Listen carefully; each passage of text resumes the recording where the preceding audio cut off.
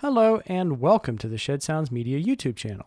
My name is Ian B. About, and today I thought I would do a quick review of a semi-recent release that I just picked up. This is King Crimson, The Reconstruction of Light. This was released, I think, originally in 2019, and it is a remix and reissue and partial re-recording of an album originally released in the year 2000 called The Construction of Light. The way that this mix differs is that they've actually gone to the trouble to re-record Pat Mastelotto's drum parts. Originally, he recorded on a Roland electronic kit. Pat Mastelotto at the time even sort of expressed that he wished he was able to have access to a real kit for those recording sessions because he used a mixture of acoustic and electronic drums live. But the original album, from what I understand, was recorded in Adrian Belew's home studio. And I'm guessing that maybe they just didn't have the facility for real drums, so they had to use electronic drums. But, you know, I'm not against the application of electronic drums over acoustic drums, especially since in a lot of cases I have no other choice but to use electronic drums in my productions. But there is a big difference in actual sample quality in the last 25 years or so. And so I believe what you have here is, again, a mixture of Pat's acoustic set with some updated and, in my opinion, much better and much more convincing samples. So a little bit of background and history about this album. It is something of a transitional record. I mean, you could make the argument that most of King Crimson's albums are transitional records just by the nature of the beast, but it was released in between the double trio lineup that was featured on Thrack, and it is the same lineup that is featured on the final to-date King Crimson album, The Power to Believe. And that lineup is Adrian Belew on vocals and guitars, Robert Fripp on guitars, Trey Gunn on bass and stick, and Pat Mastelotto on drums. So this was after they lost Bill Bruford, who had been with the band for a lot of years and a lot of albums. At that point, Bill may have actually been the longest standing member aside from Robert. So a pretty crucial loss, I think, and very big shoes for Pat to fill, who did appear on the Thrack album and tour. But this is him stepping up to full-time King Crimson member. And I think that the decision to use the electronic drums may have hurt this album in the long run, and it probably at the time may have hurt people's opinion of Pat Mastelotto as a replacement for Bill Bruford. I don't know. I actually came into this album a few years after it was released, but not long. I mean, I think I probably heard it in 2008, 2009. So when I heard it, that was still current King Crimson. And I think I bought this one in Power to Believe at about the same time. So I'll start by saying that this was never one of my favorite King Crimson records. I had always found it lacking compared to the two around it, Thrack and The Power to Believe. Power to Believe, again, is one of those albums that I feel like they could end it there, and that would be fine with me because to me, The Power to Believe is like a top 5 King Crimson record. This album, the original version, The Construction of Light, I would give it like a C grade. Let's just say Lark Tong's an Aspic is A. The Power to Believe is an A. I think The Construction of Light is like a C grade King Crimson record. There's lots of interesting ideas, and I can kind of tell you the songs that I like. First off, the title track, The Construction of Light, is, in my opinion, the absolute unadulterated classic of this album. And that, to me, the evidence of that is in the fact that they continued to play that song live even in the expanded lineups of the last decade or so. So that one, the title track, is unquestionably the best track on it. It does sound like a classic Crimson track without being derivative or too referential of the past. So I did get a chance to listen to the remix a couple of times in 5.1 surround sound. And at first I wasn't sure about it, but then I went back and I listened to the original mix a little bit again, and I decided that, yeah, without a doubt, they improved upon this record. And I think with the addition of Pat's re-recorded drums, as well as the improved sonic quality, it brings this album up to the level of maybe a B grade King Crimson record. So I might say, just in my own ranking, that it's a little bit better than Islands and maybe a little bit better than Lizard. Those two are kind of at the bottom of the pile for me. And so I think this one might be a little bit better, but I don't think it's up to, say, Lark Tong's and Aspic or Red, or even the 80s trio of albums with Discipline, Beat, Three of a Perfect Pair. But with that in mind, I'll kind of go down some highlights, I think, from this album. The first track, Prozac Blues, I think is absolutely hilarious. And it's a rare example of humor in King Crimson, and there's not a whole lot. Unfortunately, I kind of agree with Frank Zappa. I think that humor belongs in music because it belongs in everyday life. And I know that some, like King Crimson and probably progressive fans, view humor as an annoyance or silliness or something like that. But I actually like that this album starts off with Prozac Blues. I would say that this is probably the closest King Crimson ever got to sounding a little bit like Frank Zappa. Because you have Adrian Belew, who of course was a former member of Frank Zappa's band, singing in this pitched down, like there's been an effect applied to his voice, so he's pitched down low to sound like an old blues man. And it adds to the humor and kind of absurd nature and parody nature of this track, but I think it also serves to kind of draw the listener in to some of the more complex natures or some of the more complex pieces on this record, because there are many. I think, having listened to the remix, I've actually found that this is one of the more complex King Crimson records. So I like the idea of an easy start, of something that is just kind of instantly likable, but is a little bit weird and off kilter at the same time. And I think that that's a great way to start an album like this. So I already said that The Construction of Light is the best song on the album. And I kind of liked in the notes how Sid Smith pointed out that this song terrified Tony Levin when he had to play it. I mean, it has to take a lot to terrify Tony Levin. This man is one of the greatest musicians on the planet, I think. And to write a bass line that terrifies Tony Levin on a nightly basis, I think Trey Gunn deserves some kind of award for this. I also like how the first part of this piece is very instrumental heavy, and then the second half you have Adrian Belew bringing in, again, some more trademark humor, as well as questions about the universe and one's placement within it. And I love this juxtaposition of humor with heavier topics that seems to be a theme already in this record.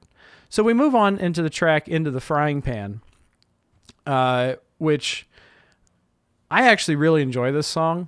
And I think it's catchy, and I think the bass line, again, that Trey Gunn plays is one of the most distinctive parts of the song. But it almost has this like 90s Soundgarden meets 60s Beatles thing going on. It's like Chris Cornell and John Lennon together almost. And this gives this song a really fresh sound, I think, especially if you think about it in the context of the early 2000s. So next up, we have the track Fractured, which when I listened to this the other night, this is where the album began to lose me a little bit.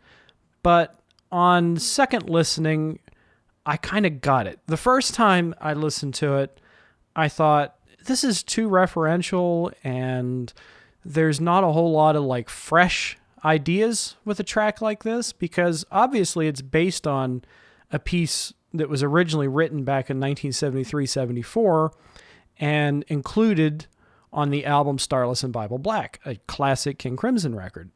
And with this, coupled with some of the other more nostalgia-based pieces later on in this record, I started to question if early 2000s Crimson were maybe a little short on ideas.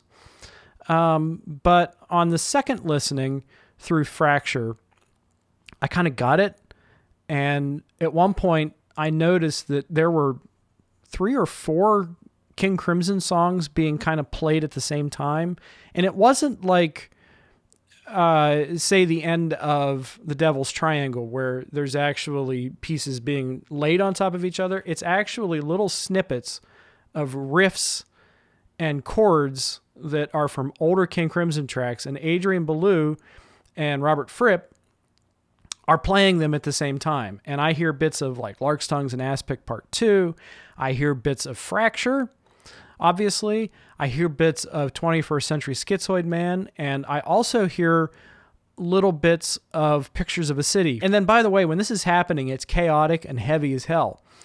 And when this happened, I thought, wow, this is more than just simple, nostalgia. It's kind of taken these references and making something new out of it.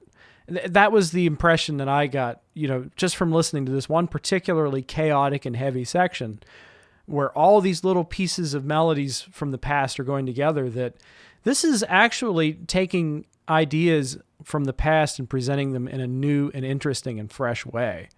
And that made the album click for me. For the first time in like 20 years, I finally got what this album was all about while listening to this track, Fractured. And I think specifically it must have been the 5.1 remix that made things more transparent and more clear, and my ear was able to catch these things. So moving on to the next track, The Worlds My Oyster Soup Kitchen Floor Wax Museum.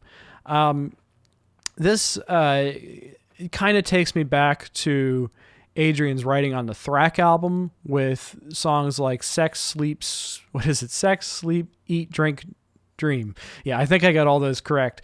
But it kind of reminds me of that kind of writing where each word relates to the next word.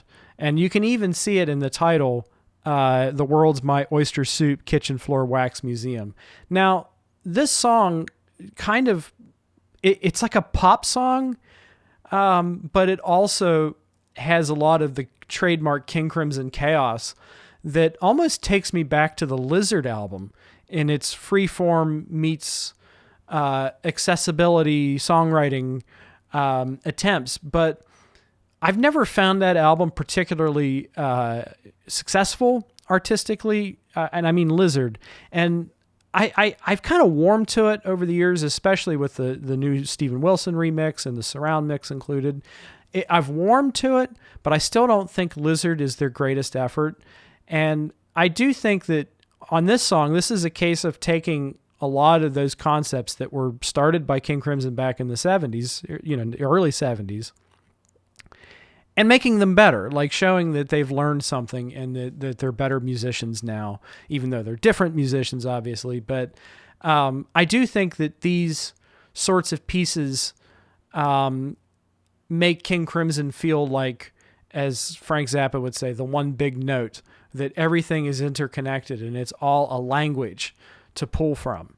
So I like that. It does get a little bit dated sounding at times, especially with some of Adrian Belew's interjections. And they're funny, but until he says, get jiggy with it. And I think, man, that is something that people said a lot back in 1999 and 2000, and not a whole lot since then. So when I hear that, it's kind of like, it's a little cringy, but I understand what he was going for. I understand that, he was having fun with language and kind of modern conventions, but I suppose if he would have, if this were made now and he would have used some of the language that's developed from Gen Z in a song like this, in another 20 years hence, it would sound just as, out of place and kind of jarring and dated.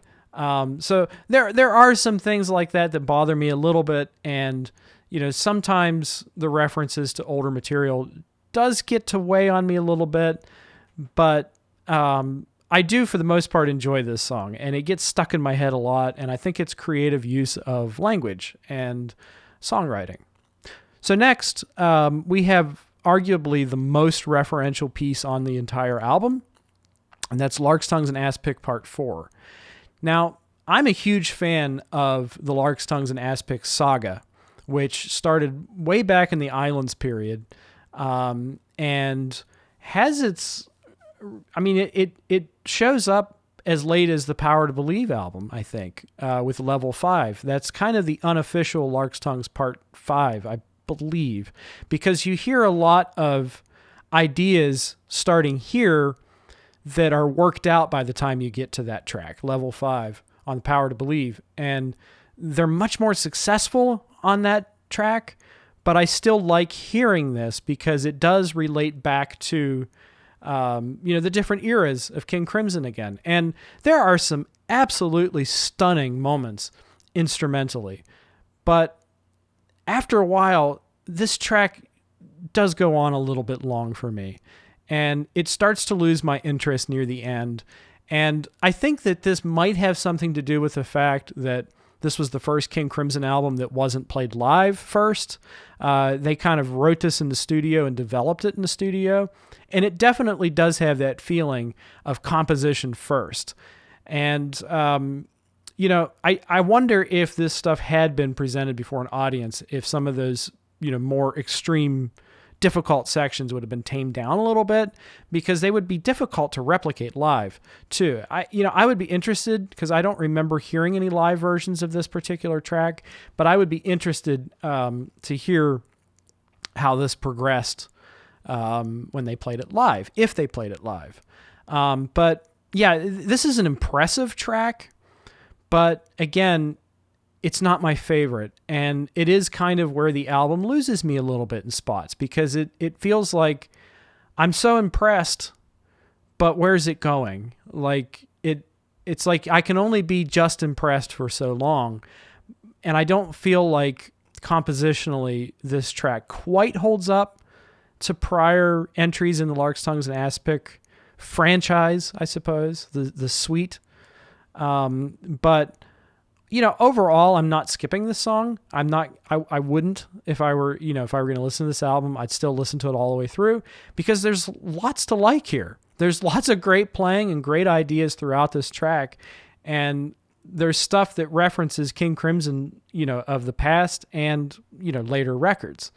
Again, I do think that this is in many ways both the strength and weakness of this album, is that its references to the past are so clever, but it's almost to the point where sometimes I wonder if we took out those references to the past that reoccur throughout this entire record, if the record would stand on its own. I'm not sure. Now, I could see approaching this album as somebody who didn't know King Crimson, if it was somebody's first album and they first heard it this way, the reconstructed version with the new drums, I could see somebody really digging this album and really getting into it. But in the larger context of King Crimson, I don't feel like it quite stands on its own as well as the others do. And that is down to the fact that it is so referential of the past. Now, we do have this final song, Coda, I Have a Dream. And I do like it. It feels like a lot of Adrian Belew's writing does from this time. In fact, it reminds me a lot of the Coda Marine track from Thrak. But it's a nice end to the suite, and it kind of brings it back to accessibility. But again, I wouldn't call this track necessarily a favorite. And if it weren't for the extra track, I would kind of think that this album ends on a whimper. a little bit. But Heaven and Earth is actually quite nice.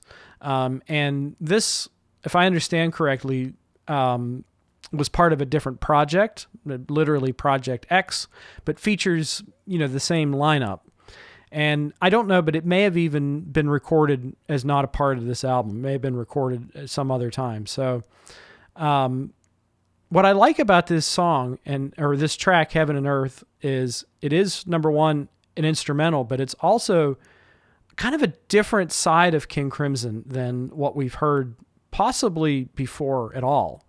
And it almost, in mood and aesthetic and a lot of the playing that you hear, it almost reminds me of a band version of the Frippertronics that Robert Fripp developed as a solo artist in the late 70s and early 80s.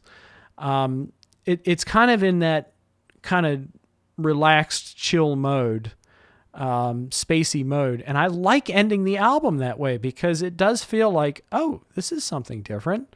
This doesn't really feel referential to the past in any way, like the other tracks do. And it's just kind of like a nice cool down head trip to end the record. So that's actually one of my favorite songs on this. I think it's actually one of the strongest tracks on this. And I'm glad it was included as part of the album, because I think had they ended it with the I Have a Dream coda, it would feel a little underwhelming. But I like coming back to this fresh idea to show that, that we are pointing to the future, because that's what King Crimson were always about to me. It wasn't about what we've done, it's where we're going.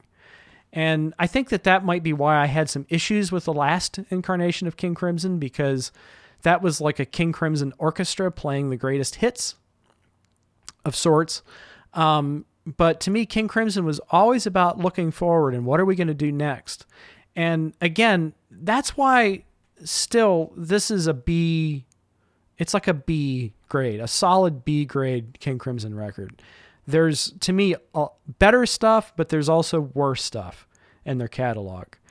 So, that's kind of my review of this album. I did end up liking it a whole lot better than I did before. And I mean the original mix, the Reconstruction of Light, which I never cared for much, but I got into this a whole lot more with the new presentation. So as a King Crimson fan, presumably talking to other King Crimson fans, that's you, I heartily recommend this. I think that it's worth checking out. And with the caveat that it was the last King Crimson album I had to buy to complete my collection. I got everything else first. All the 5.1 mixes and Atmos mixes before I got this. But with the caveat that it was the last one I decided to go out and get, I do think it's worth having, and it elevates this material to hear it presented this way. So I would heartily recommend it. Now, as somebody who's coming to this who's not a King Crimson fan, that depends. I think that there are better entry points to King Crimson works. I think that actually The Power to Believe, the following album, is a better entry point than this is. So, there's some other stuff you might want to check out first before you get into this album. But I do really like it, and I'm going to continue listening to it. And I have a feeling that the more I listen to it, the more some of these criticisms are going to go away, and I'm going to be able to enjoy it just simply for what it is. So that's a good thing. I think that that this new presentation improves the album, and I am going to listen to it more. So that's all good news. All right, so I think that gets us to the end of pretty much all I wanted to say here. I hope you enjoyed it. I'm going to experiment with, trying to release different kinds of things. In the meantime, I do have some requests for reviews that I'm going to be taking a look at. That includes Donald Fagen's The Nightfly, Genesis, the Duke album, and Drums and Wires by XTC. So I'm going to be looking at those very soon and listening to those over the next few days. But I also just got the Jethro Tull Bursting Out box set. So I have a feeling that that's going to kind of take precedence over the reviews, at least for the next few days. But I do hope to get to all of this. Yeah, I think that brings us up to speed. Once again, my name's Ian B. About, and you'll be hearing from me real soon. All right. Thanks for checking it out. Don't forget to leave a like on this video if you enjoyed it, and also to subscribe to the channel to continue updates on my album reviews, my career, and my different projects that I'm also going to share. All right. Thank you once again, and I'll see you soon. Bye-bye.